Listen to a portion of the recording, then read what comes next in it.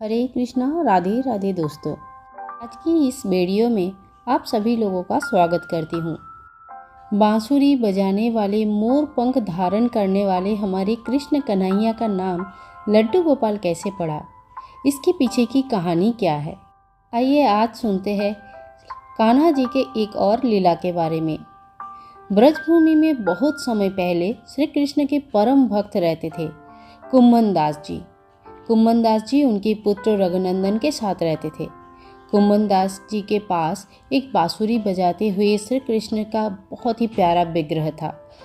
हर समय प्रभु की भक्ति में ही लीन रहते थे।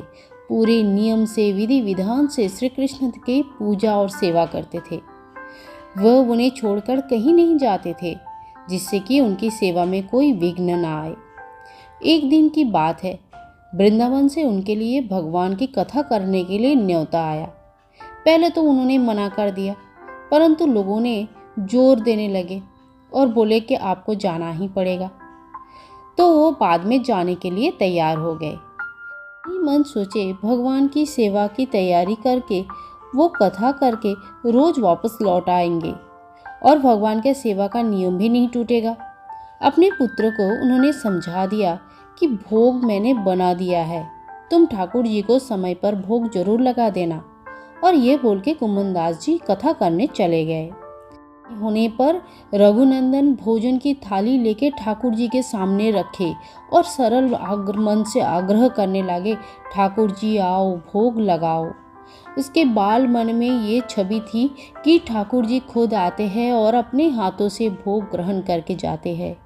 छोटा सा रघुनंदन सरल विचार वाले, उनको क्या पता था कि ठाकुर जी स्वयं आके भोग ग्रहण नहीं करते हैं। जब रघुनंदन ने देखा कि ठाकुर जी नहीं आए, भोग नहीं लगाए, तो दोनों आंखों से आंसू निकलने लगे, रोने लगे और बोले, ठाकुर जी आओ, भोग लगाओ, ठाकुर जी आओ, भोग लगाओ। रघुनंदन की करुण पुकार से ठाकुर जी से रहा न गया और ठाकुर जी ने बालक का रूप धारण किया और भोजन करने बैठ गए। और बड़े प्रेम से रघुनंदन ने उस दिन ठाकुर जी को भोजन करवाए और बड़ा प्रसन्न हो गए। रात को कुम्भन दास जी जब लौटे तो पूछा कि भोग लगाया था बेटा? तो रघुनंदन ने कहा, हाँ पिताजी। उन्होंने प्रसाद मांगा तो पुत्र ने कहा कि ठाकुर जी ने तो सारा भोजन खा लिया था, अब कोई प्रसाद नहीं बचा है। उन्होंने सोचा कि बच्चे को भूख लगी होगी और इसीलिए वो खुद खा लिया होगा। अब तो ये रोज का नियम बन गया। कुम्भन दास जी भोजन की थाली लगाकर जाते हैं, रघुनंदन ठाकुर जी को भोग लगाते हैं और बोलते हैं, ठाकुर जी आओ, भोग लगाओ। और ठाकुर जी को भी अभी आदत हो गई थी। ठाकुर जी भी आते थे और भोग लगाते थे। जब प्रसाद मांगने आए रघुनंदन की पिता, तो रघुनंदन कहते हैं कि ठाकुर जी ने तो सारे भोग ग्रहण कर लिया, अब उनके पास कोई भोग नहीं बचा। कुम्भन दास जी अब को लगने लगा कि पुत्र झूठ बोलने लगा है, पर इतना छोटा पुत्र झूठ क्यों बोलेगा।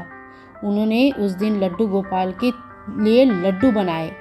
एक थाली भर के लड्डू बना के अपनी पुत्र को देके बोला, बेटा आज लड्डू का भोग लगा देना। और ये बोल के मैं आज जा रहा हूँ बोल के वो घर से निकल गए। थोड़ी देर में घर वापस आके घर के अंदर छुप गए और देखने लगे कि आज क्या होता है। रघुनंदन ने रोज की तरह ठाकुर जी को पुकारा, ठाकुर जी आओ, भोग लगाओ।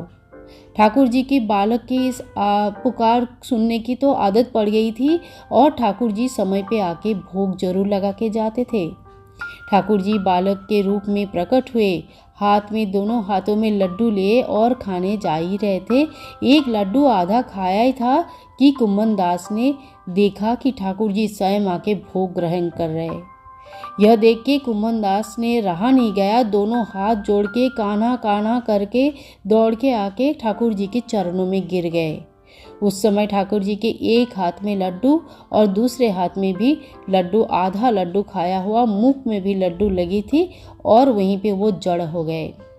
और उसके बाद इसी रूप की पूजा की जाती है जिनके नाम उन्होंने लड्डू गोपाल रखा है। तभी से लड्डू गोपाल की इस स्वरूप का प्रकट हुआ और इस रूप की पूजा की जाती है। दोस्तों, ये कहानी आप सभी लोगों को कैसे लगा जरूर बताना। अच्छा लगा है तो एक लाइक ज़रूर करना और चैनल को सब्सक्राइब करके रखना। तब तक के लिए विदाई दीजिए। हरे कृष्णा, राधे राधे।